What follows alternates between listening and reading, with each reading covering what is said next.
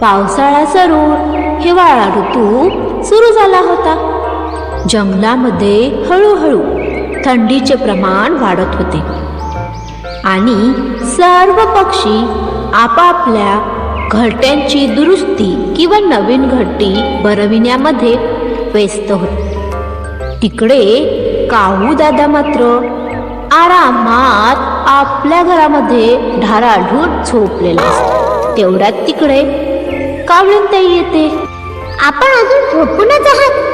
चला उठा, आपल्या घराची अवस्था बघा काय झालेली आहे.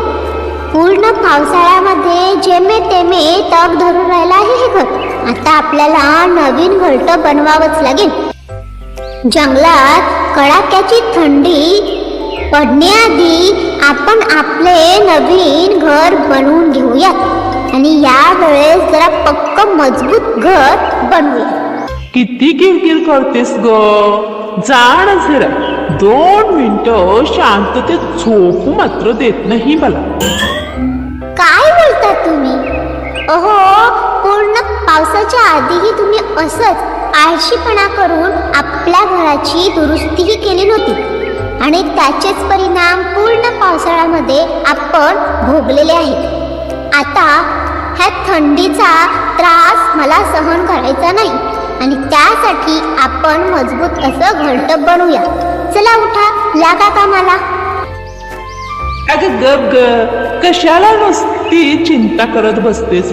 आहे तर खरं आपलं एवढं चांगलं सुंदर असं घरटं.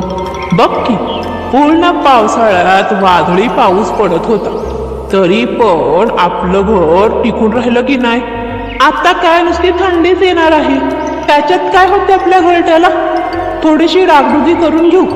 नुसती पायफळ मेहनत करत बसायची. आराम करू दे मला. ह्या तुमच्या आळशीपणामुळेच आपले हे असे हाल होत राहतात. ऐकूच नका तुम्ही माझं काही. कावळीताई वैतागून तेथून निघून जाते. जंगलामध्ये कडाक्याची थंडी पडते, वादळ सुद्धा येते. सोसायट्याचा वारा वाहू लागतो आणि जे व्हायचं नको तेच होऊन बसते.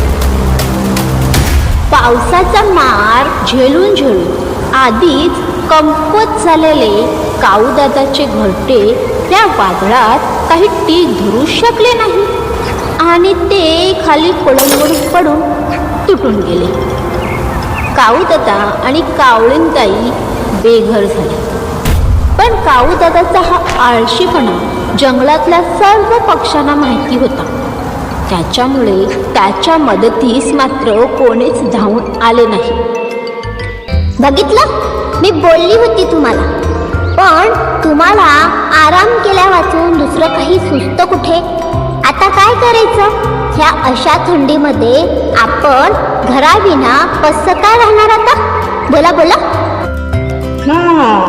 बोलते तर तू बरोबरच आहेस. आपण ना हे जंगल सोडून त्या नंदनवन जंगलात जाऊया. तेथे आपल्याला कोणी ना कोणी मदत नक्कीच करेल. चल चल लवकर. हा वारा थांबला आहे तोपर्यंत आपल्याला ते जंगल गाठायचं आहे. मग दोघेही उडत उडत सुंदरवन वनातून नंदनवन वनामध्ये पोचतात आणि काऊदादा तेथेच असलेल्या एका घराचा दरवाजा ठोठावतो. चिवताई, दार उघड. कोण आहे? अगं चिवताई, मी काऊदादा. अगं तो सुंदरवन वनातील मी, तुझा भाऊ, तुझा मित्र. उघड ना लवकर दरवाजा. हे ऐकून चिवताई लगेच दरवाजा उघडते आणि त्या दोघांनाही घरामध्ये घेते. काऊदादा, तुम्ही या कडाक्याच्या थंडीमध्ये एवढ्या लांबवर का म्हणून आला आहात? काय झाले? अगं काय सांगू चिवताई तुला आता. या थंडी आणि अचानक आलेल्या वादळाने आमचं घरटं तुटूनच गेलं आणि तेथे कोण्या पक्षाची मदत घ्यायला मला योग्य वाटले नाही. उगाच आपल्यामुळे कोणाला त्रास का म्हणून द्यायचा ना. म्हणून मग आम्ही दोघंही दुसऱ्या जंगलात जायचा निर्णय घेतला. आमच्या सुंदर वनात तर नुसत्या वादळाने काहोर माजवला आहे. म्हणून म्हटलं दुसऱ्या ठिकाणी जाऊन बघूया. आता इथे थोडा कमी थंडी वाटते. येथेच नवीन घरटं बनवण्याचा विचार करत आहोत आम्ही. पण रस्त्यामध्ये मला तुझं घरटं दिसलं, म्हणून तुझ्या बाळाची आणि चिमणा दादाच्या विचारपूस करण्यासाठी आलो बघ. ए काऊ दादा, तुम्ही या कडाक्याच्या थंडीमध्ये आता कुठे बाहेर जात बसला? मी आताच माहिती काढून आलोय बघा. आता हे जे वादळ आलेलं आहे ना, हे 2-3 आठवडे तरी काही ओसरत नाही बघ. तुम्ही एक काम का नाही करत? हे वादळ सरेपर्यंत आमच्याच घरात राहा. नको नको, असं काही गरज नाही ग. आम्ही करू काहीतरी. तुम्ही नका उगाच आमच्यासाठी त्रास सहन करू. त्रास कसला त्यात? आणि तसंही आम्हालाही तर काऊ दादाने मदत केली होती. त्याची परतफेड समजा हवं तर. आता एवढंच सांगत आहेस म्हणून राहतो काही दिवस तुझ्या घरात बघ. तसंही या कडाक्याच्या थंडीमध्ये मी या कावळींबाईंना घेऊन कुठे बरं भटकू ना. हा वादळ चढलं की काहीतरी करतो बंदोबस्त राहण्याचा मी. मग काऊ दादा आणि कावळींताई चिऊताईच्याच घरी राहू लागतात. त्यांचे दिवस मस्त आरामात चाललेले असतात. मात्र कावळींताईला असं दुसऱ्यांच्या घरात राहणं काही पटत नसते आणि कावळ्याचा स्वभाव तिला चांगलाच माहिती असतो. मग वादळ सडल्यानंतर ती चिऊताईशी या विषयावरती बोलायची ठरविते. मग कावळींताई चिऊताईकडे जाते आणि तिला कावळा दादा कसा आळशीपणा करतो या सर्वांची माहिती देते आणि कावळ्याला सुधारण्यासाठी तिच्याकडे मदत मागते. असं आहे तर काळींताई, तुम्ही काहीच चिंता करू नका.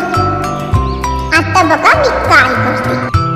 असं बोलून चिऊताई आपला मित्र घुबड दादाकडे जाते आणि त्याला सर्व प्रकार समजावून सांगते. मग ठरल्याप्रमाणे दुसऱ्या दिवशी घुबड चिऊताईला भेटण्यास येतो. अगं चिऊ, काय करत आहेस? बरी आहेस ना? अरे घुबड दादा, किती दिवसांनी आलात तुम्ही. या या, बसा बसा. हो ग, या वर्षीच्या पक्ष्यांच्या मीटिंगला तुम्ही कोणी आलेच नाही, म्हणून मग मीच आलो तुझी विचारपूस करायला. बरी आहेस ना? हा, मी बरी आहे ना. अरे या वर्षी ना आमच्याकडे पाहुणे आलेले आहेत, त्याच्यामुळे सभेला येता नाही आलं बघ. काही नवीन नियम लागू झालेत का? काय झालं मीटिंग मध्ये बरं? हा, म्हणूनच तर मी तुला भेटायला आलो ना. ह्यांचं सर्व बोलणं होत असतानाच काऊ दादाला जाग येते. मात्र तो आळशीपणामुळे झोपेचं सोंग घेऊन तेथेच पडून राहतो आणि ह्या सर्वांचं बोलणं ऐकत असतो. अगं, यंदा की नाही महाराजांनी नवीन नियम लागू केला आहे. नवीन नियम? तो कोणता बरे? प्रत्येक पक्षाने आपापले स्वतःचे घरटे बनवायचे.